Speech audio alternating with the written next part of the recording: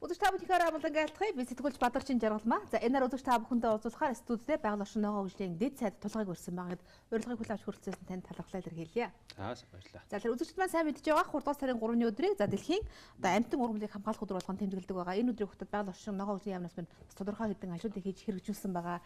Аян зарлж байсан. Аян маань юу нэр үр дүнтэй болов. Тийм тэгэхээр бид нэр анх удаа одоо нэгдсэн үндэсний байгууллагаас бол өнгөрсөн онд хуралдаад 3 сарын жил болгоны 3 сарын 3-ныг бол байгалийн амьтан ургамлын өдөр болгон хар одоо шийдвэр гарсан байгаа. Энийг бол одоо Монгол улсад анх удаа 3 сарын 3-ны өдрийг угтаж 21 хоногийн одоо амьд амьтнараа бахархъя гэдэг сэдвүүтэй аян зохион байгуулсан.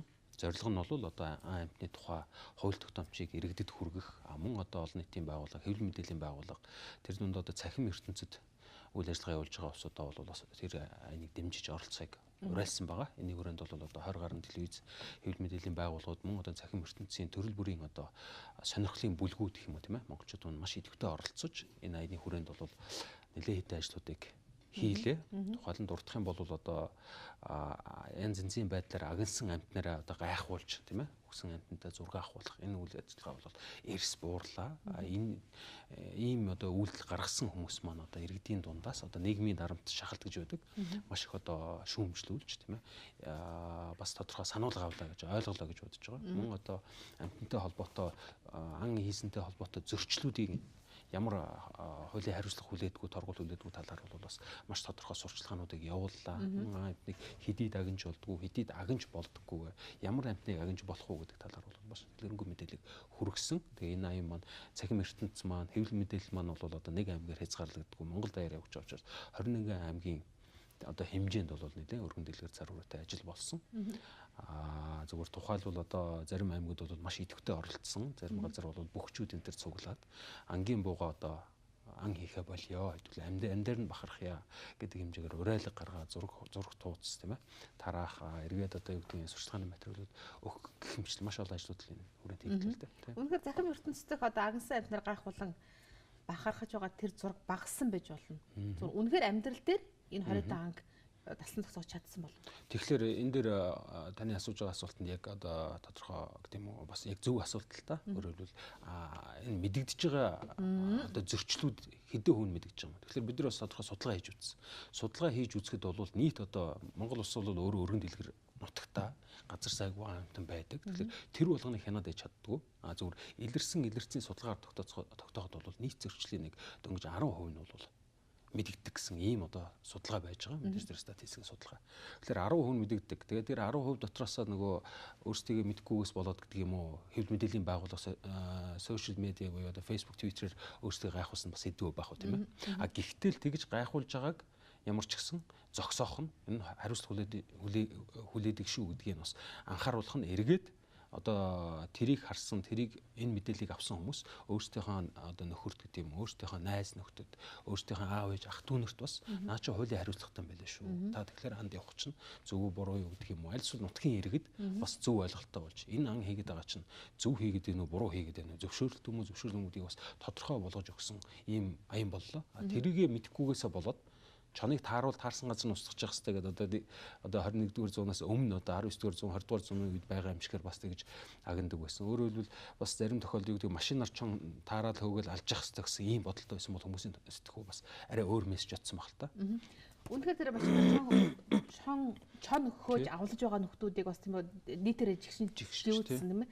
Тэдгээр хүмүүс юу ямар хариуцлага ногдуулах бол гэсэн хүлээлт байгаа. Хүмүүс ямар юм байдлаар хариуцлага тооцож байгаа. Энэ дээр бас бид нар яг энэ аян эхлэхийн хамгийн их аян зарлагтай бол хэвлэлийн хурал хийсэн. Эндээ бол яг тэр зөрчил гарсан тохиолдолд хариуцлагын одоо хуулийн дагуу хүлээлгдэг тодорхой дараагийн шатны байгууллагад шилжүүлдэг байгууллага бол цагдаагийн ерөнхий газрын дэргэдэх байгаль орчны гэмт хэрэгтээ тэмцэх газартаа хамтарч хурал хийсэн байгаа. Өөрөөр хэлбэл одоо сахим ертөнцийн явсан бүх мэдээллийг цуглуулад эднийг шалгаж тодорхой одоо хариуцлага хүлээлгэж өгнө гэдэг хүсэлтийг тавьсан.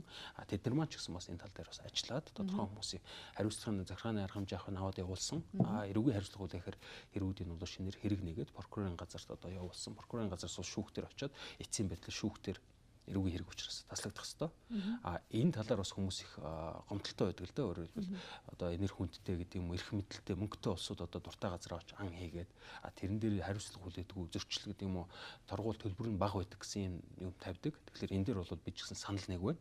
Аль болох экологийн охирлын өндөр төлүүлээд тийм ээ тэр ажлыг хийхгүй л болгомоор байна. Тэгээд нөгөө ял завшиж гин гэдэг юм уу, одоо хариуцлага хүлээхгүй байна гэдэг тал дээр бол одоо яхаарахгүй олон нийтийн байгууллага, төрөмс байгууллагууд, иргэний нийгмийн байгууллагууд мөн одоо хэвлэл мэдээллийн байгууллагатайгаа хамтраад энэ асуудлуудыг олон нийтийн анхаарлын төвд байлгаж явах нь эргээд нөгөө тэр дундаас нь завчуулдаг одоо ямар шатны байгууллагуудын цагдаа дээр хэрэг замхарч гин үү, прокурор дээр замхарч гин үү, шүүх дээр замхарч гин үү, энийг л одоо тодорхой болгоод зарлагдах юм бол хараанд орсон хэрэг гэдэг чинь тэгэл хаашаа шидэлж чадахгүй хуулиараа явах хэрэгтэй. Энэ тал дээр бол иргэд олон нийтийн байгууллага, хэвлэлийн мэдээллийн байгууллагуудаас хамтарч оруулах нь зөв юм билээ. Тэрнээс одоо байгаль орчны хөгжлийн яам яг хэрэг болгоны ардаас яваад л одоо яаж гэх нэгдүгürt өөрсдийнх нь функц байхгүй.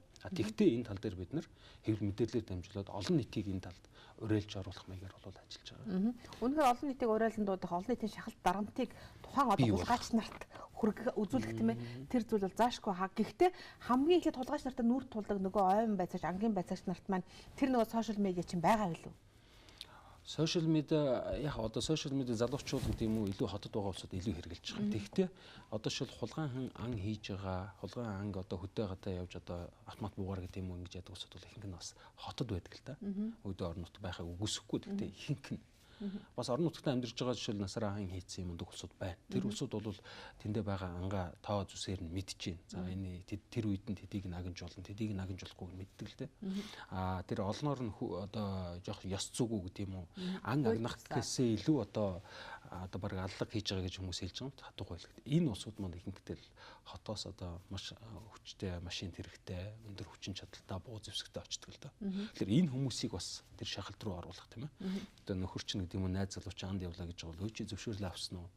Чи одоо ийм хуулийн хариуцлага хүлээх юм даа шүү дээ. Тэрийг мэдж байгаа байц гэдэг байдлаар сануулж бас эндээс нь одоо мэдээлэлээр ойлгуулж авах нь бол бас үр дүнтэй байна л гэж үзэж байгаа. Тэгвэл тэргүй өөрөө чи асууж байгаа тэр орон нутагт нөгөө байгаль хамгаалж байгаа энэ улсууд маань бол хууль төмөө мэдж байгаа. Орон нутгийн улсууд бол өөрсдөө амьдарч байгаа газрын ан амьтныг ихээр халуулах сонирхол байдаг. Гэхдээ нөгөө ойн байцаагч нартайгаа олдсон тийм ээ нөт ял хаан завшихыг анхан шатны нэгжлэрэл завшигдаад байгаа юу юу. Өөрөөр хэлбэл бол тэр гэмт хэрэг тийм ээ тодорхой хэмжээнд олон нийт мэдэгдэхгүйгээр тэнцэнэ дарагтай байх уу юу гэдэг асуудал. Тэрийг харин багасхын тулд л одоо олон нийт бүгдээрээ л тэрийг одоо ямар машин явж гин, ямар зорилготой явж гин гэдгийг л тэнд амьдарч байгаа хүмүүс хянихгүй бол тэр болгон дээр Улаанбаатараас гараад тал тийшээ одоо хээр тал руу энэ машинтаагаар явчихад бүгдийг одоо юу гэдэг юм байцаагч дагуулна гэдэг юм хүн дагуулна гэдэг бол хэцүү.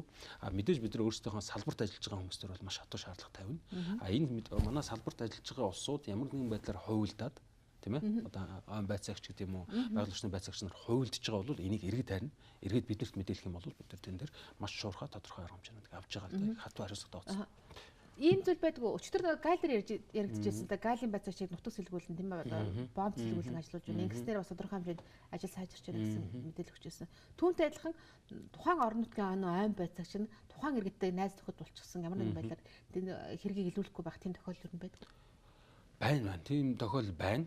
Тэрийг илрүүлэх ёстой. Зүгээр бид нэр саяхан бас яг надад асуудал чинь нэг хөндөж ярьсан л да. Ер нь энэ тусгай хамгаалалтаа газрууд энэ юмнуудыг сэлгэж ажилуулвал яа гэв. Тэгэхгүй бас хүмүүсээ шүүмжлэл ирдэг л да.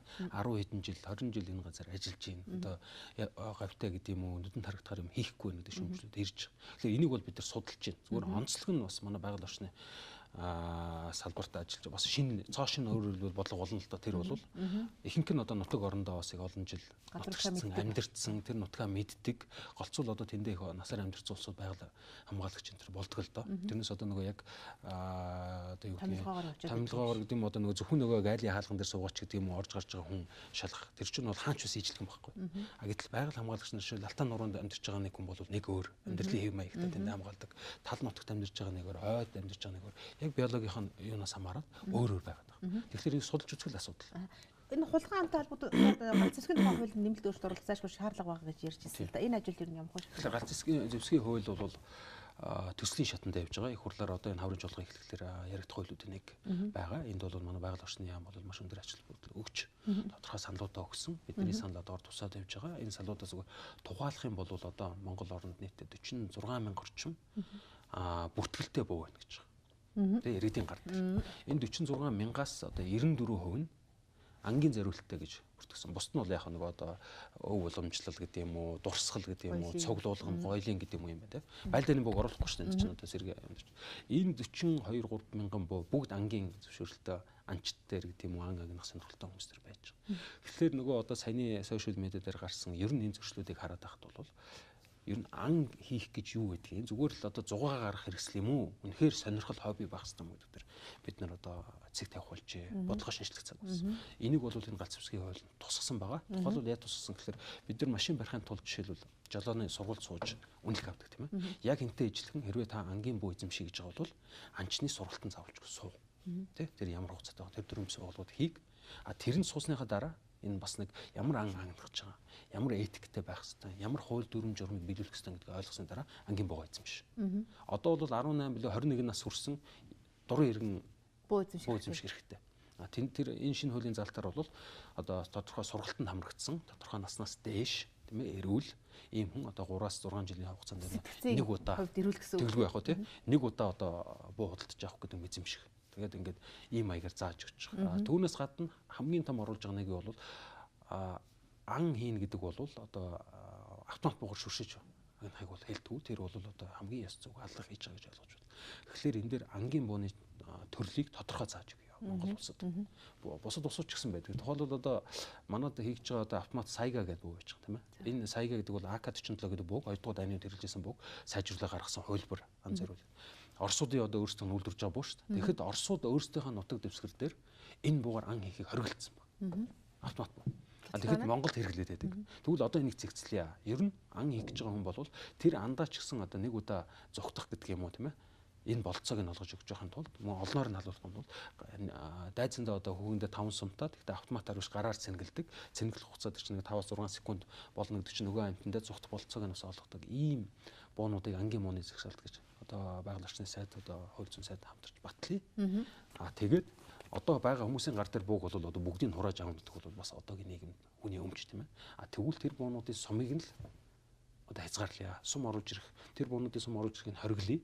Зөвхөн тэр зориулагдсан ангийн буунуудын сумыг оруулж ирээ. Тэрийг тусгай зөвшөөрөлдөг гэдэг юм уу? Маш хатуу хяналтын дотор хэлгээлээр нэвтрүүлжээ гэдэг л ийм байж. Тэгмэл хүмүүсийн бас эрхэн шууд талдаад авахгүй тэр бууга хадгална уу? Эргээд зарна уу? Тэр хүмүүсийн асуудал. Сайдын шийдвэр орсон байна. Өөрөөр хэлэх юм бол талын сааралч нь бол үнэх хэрсийг бас тийм ээ. Үйлдвэрийн зөвлөлтөөр агнахыг хоригдсон шийдвэр. Энэ судалгаа хийж үзээд ийм шийдвэр гаргах уу? Тэглэг яах вэ? Энэ шийдвэрүүд бол одоо жишээлбэл яг энэ байгалийн амьтын ургамлыг хамгаалах өдрийг бас угтаад бид нар оюун сайдын шийдвэр гарсан. Тэр нь ямар шийдвэр гарсан гэвэл үнэг хэрсийг Монгол орон даяар агнахыг хориглоё. За үнэг хэрсний одоо арьсаар учиргүй их хувц өмсөд хийгээд үлдэх юм бол байхгүй. Үнэг хэрс маань өөрөө эргээд одоо малчтын амьдралд нөлөөлөд хонь малын нэдэд нэг бол бас тийм байхгүй. Тэгсэн мөртлөө үнэг хэрс маань биологийн хувьд маш том одоо хүнд хэрэгтэй ийм одоо үйлчлэгээ үзүүлдэг юм. Тэр нь ямар үйлчлэгээ гэвэл нөгөө тал хэрийг цөлчгöd хамгийн гол нөлөөлдөг одоо огт нь нөгөө үлийн цагаан огтныг барьж иддэг. Энэ утгаараа биологийн аюул том сервис буюу үйлчлэгээ үзүүлдэг ийм амт юм байна л. Тэгэхээр энэ амтныг заавалч гагнахгүй тэр сервисэл хийг тийм ээ. Тэрийг тэр болцоог нь олгож өгье гэж байгаа. Хоёрдугаарт ямар шийдвэр гарсан гэвэл саарл чоныг тодорхой бүс нутаг буюу зүүн 3 аймаг тэрний өглөө нөгөө тал хэрийн одоо экологийн бүтцтэй энэ аймагуудад хориглоё. Тэгэхгүй бол нөгөө талын чоныг чи хараал хөрхий машинаар хөгөөл ядарч унтал нь хөөж байгаа хангичдаг. Энэ бол одоо шудраг тийм үү этиктэй одоо ёс зүйтэй хангах биш юм байна. Тэгээ би бас яг энэ шийдвэр урд нь байсан шийдвэр сая сунгасан. Тэгээ энэ дээр очиод нутгийн малчтай очиж уулзч үзсэн л дээ дараагад очиод. Энэ шийдвэр одоо ингээ хугацаанд дуусч байгаа 20-ны шийдвэр. Сунгамаар байна уу яамаар байна гэсэн. Өө сунг. Бид нэр одоо малчин хүн ялангуяа тэр талын бүс чинь өвс ихтэй малаа хариулна гэж байхгүй баг нүдэрээ хариулт юм байл. Тэгээд малчид залхуу болдог юм байдаг. Тийм учраас чон вэжээж бид нар малчид ажилтаа байна. Тэгэхгүй бол малаа хайчдаг. Тэгээ нөгөөтг нь яваад өгдөг тийм ээ. Тэгэхээр тийм учраас тэр байж ахын зөвөө. Ер нь яг бид нар шаардлага гарвал өөрсдөө буутчихдаг чоноо тийм хот руу орох юм бол. Тэр бол өөр хуулийн зохицуултаар явчихдаг байхгүй нэг өмч хөрөнгө хамгаалах юм бол хотонд нь гэдэг юм уу мал руу чонд дайруул буутах хэрэг байж байгаа. Тэглээгээ тэр хүмүүс торгуулд орохгүй. Бас хариуцлага хүлээхгүй. Тэр бол хуулийн залтанд нээлттэй байж.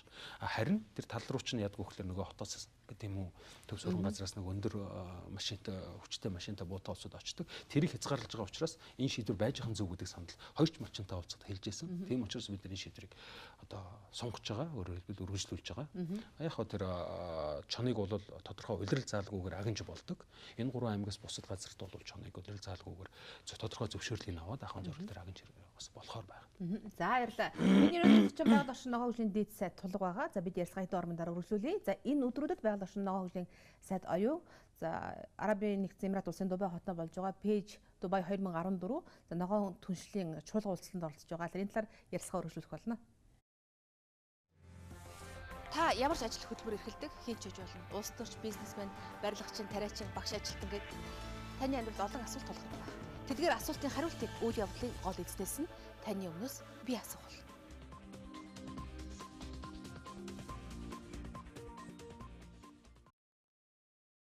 Хамт байгаа та бүхэнд баярлалаа. Миний өнөөдрийн зочин байгаль орчин ногоо хөгжлийн сайд тулга.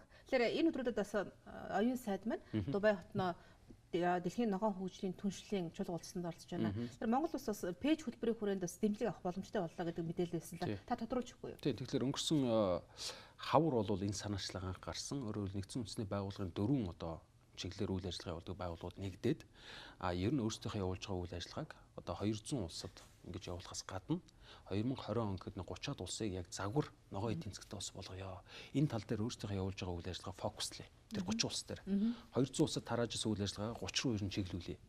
Ингэсний дараа яг хөөхлөөр 2020 он гэхэд ногоо эдийн засгтай ус гэж энэ усыг энэ бүс нутагт энэ усыг хэлнэ, энэ усыг хэлнэ гэдэг ийм одоо зорилт тавьж ажиллая гэсэн. Энэ дээр бол одоо анх зарлахт бас Африкийн Кен улсад анхны хуралд энэ хөтөлбөрийг зарласан. Тэгээ энийг сонсоод энэ дээр бид нар ажиллаж байгаад өнгөрсөн жилийн одоо 6 сарын 5-ны өдөр буюу дэлхийн байгаль орчны өдөр нэгдсэн үндэсний байгууллагын байгаль орчны хорон захирал ноён Ким Штайнер эрэхтэй бол Монгол улсыг энэ хөтөлбөрийн хамгийн анхны улсаар зарласан байна.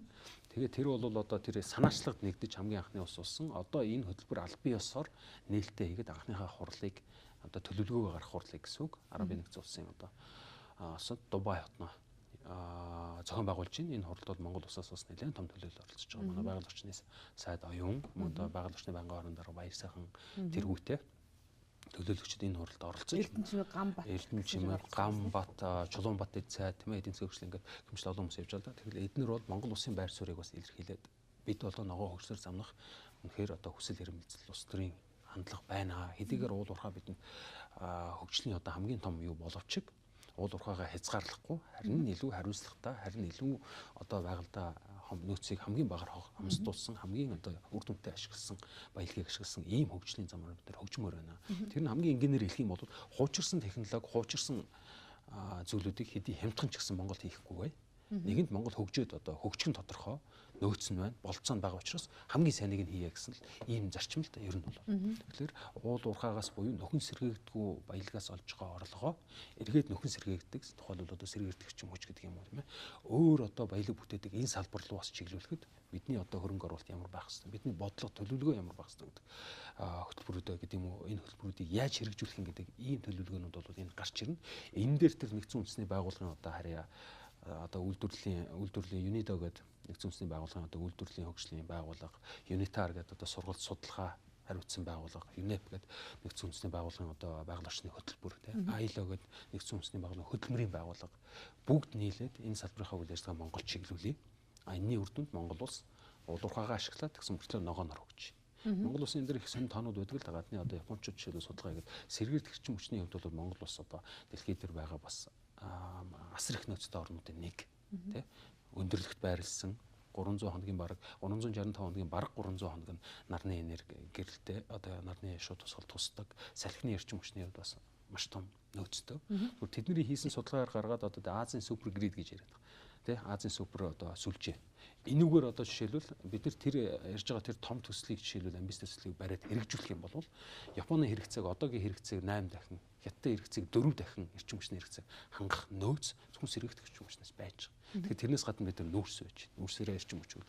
Тэгээ Монгол улс экспорт нь түүхийд биш эрчим хүч үйлдвэрдэг бол эрчим хүчний хэрэглээ дэлхийд дээр байнга өснө нэмэгдэж байгаа. Тэгээ ер нь сэргээгдэх эрчим хүчний хэрэглээ ингэж төлөвлөж байгаа тохиолдолд ногоо хөгжлийн бас нэг загвар болох хамгийн том потенциал байж байгаа. Энийг ч бид нар манай ус бол хэгжүүлээд эхэлчихсэн. Одоо энийг харин сайн дэмжих хэрэгтэй. Яг нөгөө хөл дээрөө босхын тулд эхний ээлжин жоохон том хөрөнгө оруулалт хэрэгтэй.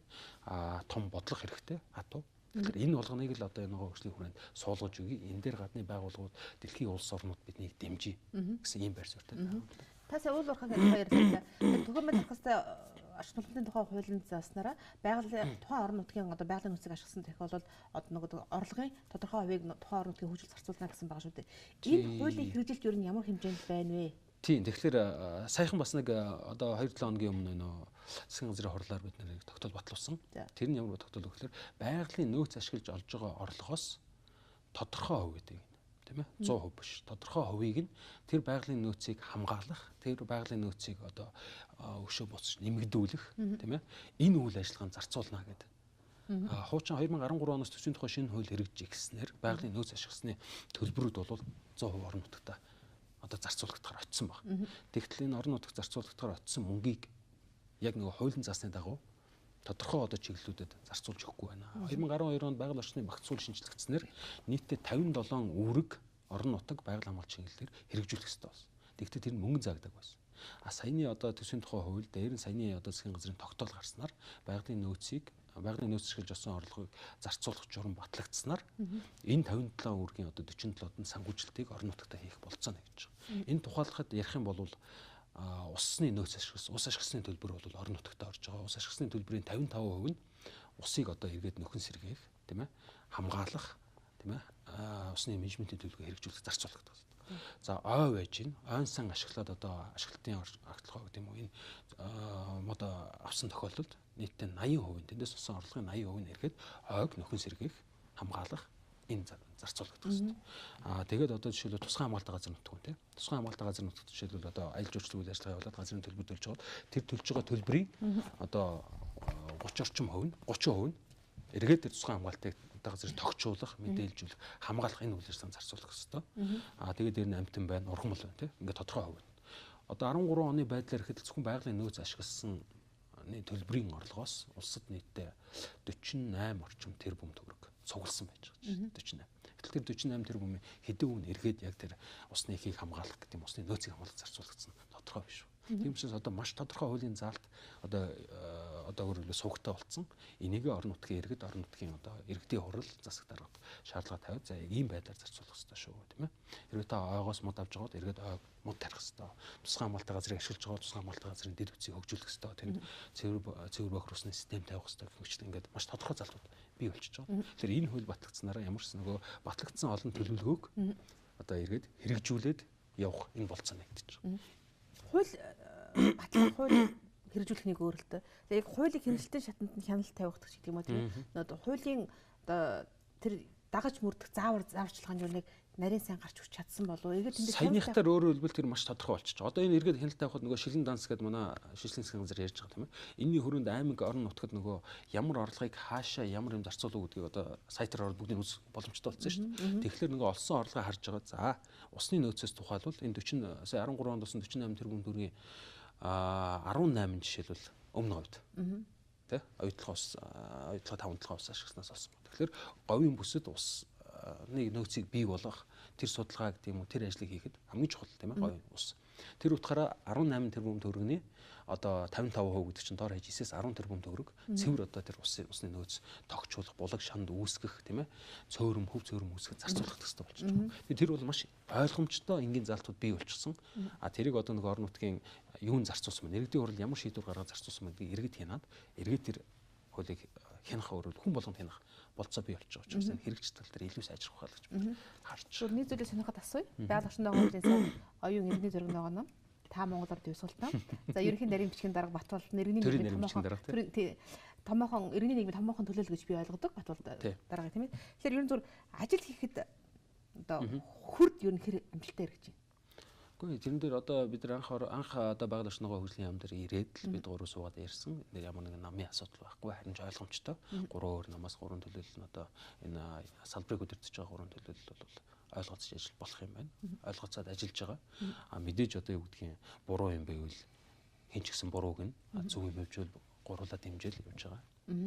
Иргэний нийгмийн байгууллагууд өргөжлөлтөд төрийн үйлчлэгийг төрийн бас байгууллагуудаар гэрээлэн гүйцэтгэх гэрээ байгаа шүү дээ. Энэ ажил ер нь хэр явагдаж байна? Тий, энэ ажлыг хэрэгжүүлэхийн тулд өнгөрсөн намар бид нэр өнгөрсөн жил 10 удаагийн одоо хилцүүлэг хийсэн. Салбар бүрээр тий, усны салбарт, дараа нь одоо юу гэдгийг уул уурхайн салбарт, амтны салбарт гэх мэтчлэн одоо ногоо хөгжлийн салбарт гэдэг бүх төрлийн бас байгууллага одоо тэрэнд оролцдог талуудыг цуглуулад 10 удаагийн хилцүүлэг хийгээд дараа нь төр хувийн хвшлийн түншлэл гэж том хурлыг бол одоо төрийн ордон зохион байгуулсан.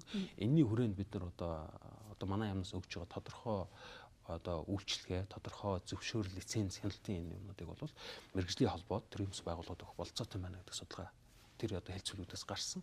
Одоо энийг хэрэгжүүлэхийн тулд бид нар юу хийх ёстой вэ гэхээр нөгөө эрхээ шилжүүлэх гээд байгаа, хариуцлага хүлээх гээд байгаа субъектүүдэд хэрхэн яаж чадахжуулах ёстой юм бэ? Тэднийг бусад хүмүүс болгон хүлээн зөвшөөрөхийн тулд тэд маань ямар чадвартай байх ёстой гэдэг тал дээр бид бас дэмжих ёстой байна. Тэгэхгүй бол өөрсдөө ч гэсэн бас хэлж байгаа л бид ингээд авчдаг, бидний хүлээн зөвшөөрөхгүй байхад эргээд яаж нөгөө хүмүүстэй үйлчлэх үү? Нөгөө мөнгө төгрөг ашиг олох юм нь яаж байх вэ, тийм ээ? Энэ болгоныг тогтвортой болгохын тулд яамны айл болох олон үргийг мэргэжлийн газрууд нь өгье гэсэн ийм бодлого баримталж байна. Энийхээ өрөөнд эхлээд чадахжуулахын тулд жишээлбэл яам одоо төсөөс мөнгө гаргаад төрийн байгууллагуудыг дэмжиж байхаасаа илүү төрийн бас байгууллагыг одоо сайжруулах засаглалын гэдэг мөн төслийг одоо нэгдсэн үндэсний байгууллага шугамар дээр хөөцөлдөд энэ байгаль орчны засаглалын хөтөлбөргээд 2 удаа хөтөлбөр 1 2 гэж 2 том төсөл хэрэгжсэн. Энэний хүрээнд энэ байгаль орчны одоо багц цуулуур шинжлэгдсэн, энэ журмууд боловсруулагдсан гэж явж байгаа. Одоо 3 дахь асуудал дээр бол төрийн бас байгууллагуудыг та нар энэ дээр бэхжүүлж өгөөч. Тэгэх юм бол бид нар нөгөө үргүүдээ төрийн бас байгууллагууд шилжүүлчих. Ойлгомжтой. Нөгөө удаан хүнд суртал, нөгөө олон зөвшөөрөл багасаг. Төрийн бас байгууллагууд нь хүмүүсээ бүгд мэднэ ягаад гэвэл тэр салбарын учраас хүмүүс учраас тэрийг өдөр тутмынхаа ажил нь тэрийг хийж байгаа учраас тэр үйлчлэгээ чиглэлүүдээ өөрсдөө аваад явахгүй. Бид бол зөвхөн хянаад тайлангийн аваад зөв байна буруу байна уу дундаас нь одоо суулж асуугаад хянаад ингэж явчих гэсэн юм байр суурьтай. Энэ дээр бол бид нар нээлттэй засгийн газар ч гэсэн энэ дээр бас олон лиценз төтвөрийг цөөрүүлээ. Төрийн бас байгууллага хайл болох ажил үйлчлэгэнд өгье гэсэн энэ байр суурь бол нээлттэй болгож олгож байна. За баярлалаа. За эрхэм үзэгчдээ би өнөөдөр байгаль орчны ногоо хөгжлийн дэд сайд тулахтай ярилцлаа. За үнэхээр бас байгаль орчны ямар хөө хэмжээнд ажиллаж байгаа. За хулгайн хаантай хэрхэн яаж тэмцэх вэ? Энд олон нийтийн оролцоо ямар хэмжээнд байх ёстой вэ гэдэг талаар та бүхэн дэлгэрэнгүй мэдээлэл авсан байх гэж бодож байна. Ингээд ярилцсан танд их баярлалаа амжилт хүсье. За баярлалаа. За анхаарч үзсэн үзэгч танд баярлалаа.